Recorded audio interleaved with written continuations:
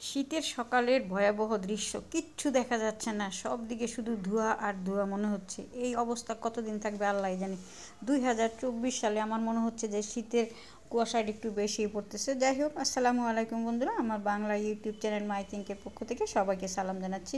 তো আজকে যে এত শীত আর শীতের কুয়াশার জন্য আমি মাছ মাংস কিছুই রান্না করব না, আজকে একদম সহজ সরলভাবে রান্না করব, কারণ এই শীতের মধ্যে রান্না করতে ভালো লাগে না। তো এখানে আমি নিচ্ছি মরিচের গুঁড়া, হলুদের গুঁড়া, ধনিয়ার গুঁড়া, আদার পেস্ট, রসুনের পেস্ট, লবণ, সব কিছু আমি হাফ চামচ করে নিছি। তবে জিরার পাউডারটা হাফ চামচের চেয়ে কম আছে, রসুনের পাউডারটা হাফ চামচের চেয়ে একটু কম আছে।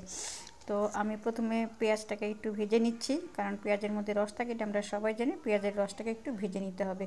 তো এই পেঁয়াজের রসটা ভাজা হয়ে গেলে আমি যে মশলাগুলো দেখলাম সেই মশলাগুলি আমি পেঁয়াজের মধ্যে ঢেলে দিচ্ছি।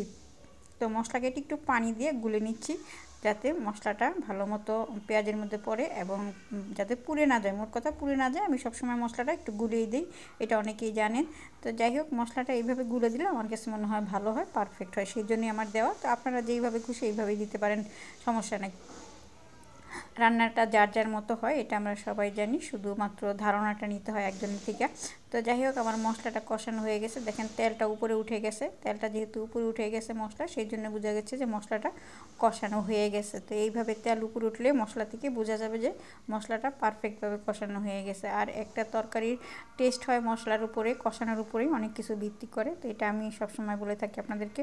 তো আমার মশলাটা কষানো হয়ে গেছে, এখন এর মধ্যে আমি দিয়ে দিচ্ছি ফালি করা আলুগুলাকে আমি ইয়ার মতো করছি, যে আমরা ফ্রেঞ্চ ফ্রাই খাই তার চেয়ে একটু বড় করছি আর কি, ফ্রেঞ্চ ফ্রাই সিস্টেম একটু বড় করছি আলুগুলা। এখানে আমি 4টা আলু নিছি, তো আপনারা কম বেশি বাড়িয়ে কমে নিতে পারবেন।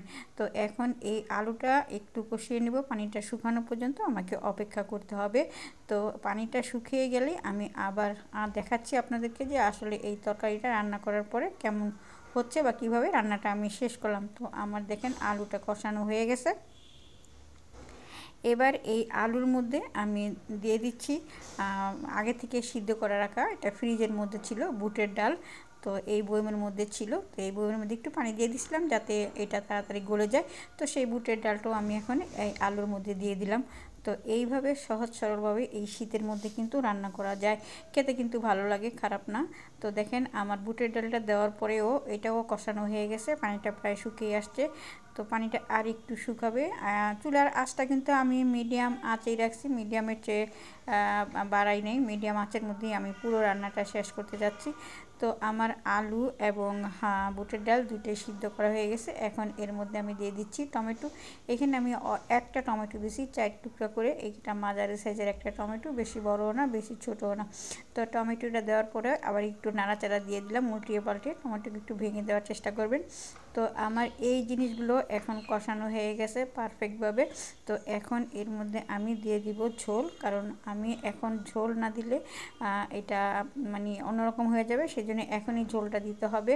যেহেতু আমার সব কিছু ঠিকঠাক মতো হয়ে গেছে, সেই জন্য এখনই আমি ঝোলটা দিয়ে দিচ্ছি। তো ঝোলটা আপনারা আপনাদের পরিমাণ মতো করে দিবেন, আমি আমার পরিমাণ মতো করে দিয়ে দিচ্ছি। তো দেখেন আমি দিয়ে দিলাম পানিটা, অর্থাৎ ঝোল, তরকারির ঝোলটা। তো এখন এটা একটা বলক আসা পর্যন্ত আবার অপেক্ষা করব আমি। তো বলক আসলে এটার মধ্যে আমি আরও একটা জিনিস দিব, সেটা আপনাদেরকে দেখাচ্ছি। তো বলক আসা পর্যন্ত আমরা ওয়েট করব। তো বলক এসে গেছে। এইভাবে কিন্তু মাঝে মাঝে তরকারি রান্না করলে ভালোই লাগে, খারাপ লাগে না। তো এটা যারা ফলো করেন যে আসলে এই রেসিপিটা কেমন হয়েছে, তারা কিন্তু রান্না করে বাসায় দেখতে পারেন ফলো করে এটাকে। তো যাই হোক, দেখিনি আলুটা সিদ্ধ হয়েছে কিনা। হ্যাঁ, আলুটা সিদ্ধ হয়ে গেছে, কষানোর সময় সিদ্ধ হয়ে গেছে। তারপর আর একটু ভালো মতো হওয়া দরকার ছিল, সেটা এখন হয়ে গেছে। আরও যদি বাকি থাকে তাহলে এটা তরকারিটা নামাতে নামাতে ফুল একদম 100% হয়ে যাবে। তো এখন এর মধ্যে আমি দিয়ে দিচ্ছি পেঁয়াজের কলি। শীতের দিনে পেঁয়াজের কলি দিব না তরকারিতে, সেটা কি করে হয়। তো এখন আমি পেঁয়াজের কলি দিয়ে দিলাম। তো না থাকলে তো কোনো কথা নাই, সবসময় যে সিজে দেখে যে সবসময় ঘরে থাকে সেটা কিন্তু না, অনেক সময় মনে হয় যে আসে জিনিস, কিন্তু কাজ করতে যায় ফ্রিজ খুলে দেখা যায় যে সেই জিনিসটা নাই আসলে। আবার অনেক সময় বাইরে যেতেও ভালো লাগে না, এই আর কি। তো সিজন থাকলেই সবসময় ঘরে থাকবে, এটা কিন্তু ভুল কথা। তো যাই হোক, আমার এই ইয়াটা বলক এসে গেছে, ঝোলটা বলক এসে গেছে। এখন এর মধ্যে আমি দিয়ে দিচ্ছি ভেজে রাখা ডিম। এখানে আমি 2টা ডিম ভেজে কেটে কেটে নিছি, এবং এই ডিমগুলো আমি হলুদ নাড়াচাড়া বাচ্ছি, সাদা সাদা দেখতেই পারতেছেন। এখন এই তরকারির মধ্যে যাইয়া যে এতটুকু এটা কালার হয় সেটুকুই আমার হয়ে যাবে। তো এই ডিম ভাজাটা তো আর দেখাইতে হলো না, ডিমটা তো আমরা সবাই ভাজতে পারি, কাঁচামরিচ পেঁয়াজ ধনেপাতা দিয়ে লবণ দিয়ে একসাথে ডিমটাকে ফেটে ভাজা হয়ে গেল ব্যাস তেলের মধ্যে দিয়ে। তো আমার তরকারিটা প্রায় হয়ে গেছে।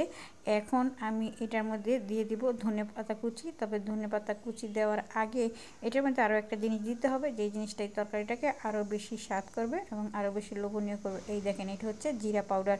জিরা পাউডারটা অবশ্যই দিতে হবে। জিরা পাউডারটা না দিলে তরকারিটা তেমন একটা ভালো লাগবে না, কারণ এটার মধ্যে ইয়ে আছে তো কী বলে বুটের ডাল আছে, আলু আছে, তো সেই জন্য এই মশলাটা দিতেই হবে। তো এই জন্য এই মশলাটা আমি দিয়ে দিলাম। তো এবার আমি দিয়ে দিব ধনেপাতাটা কুচি। তো ধনেপাতা কুচিটা দিয়ে আমি একটু অপেক্ষা করে আমি নামিয়ে নেব তরকারিটা। তো তারপর তরকারিটা নামিয়ে আপনাদেরকে দেখাচ্ছি। যদি ভিডিওটি ভালো লাগে বা রেসিপিটি ভালো লাগে অবশ্যই একটা লাইক কমেন্ট শেয়ার করবেন। আর যারা ইতিমধ্যে সাবস্ক্রাইব করেছেন তাদেরকে অনেক অনেক ধন্যবাদ। আর যারা এখনও সাবস্ক্রাইব করেন নাই প্লিজ আমার চ্যানেলটা সাবস্ক্রাইব করে নেবেন। সাবস্ক্রাইব করার পরে যে বেল আইকন বা ঘন্টা চিহ্ন আছে সেখানে একটা ক্লিক করে রাখবেন, তাহলে পরবর্তী ভিডিও আপলোড করলে আপনি নোটিফিকেশন তাড়াতাড়ি পেয়ে যাবেন। তো নিজে সবসময় হাসি খুশি ভালো থাকবেন এবং অন্যজনকেও হাসি খুশি ভালো রাখার চেষ্টা করবেন। সবাইকে ধন্যবাদ। আল্লাহ হাফেজ।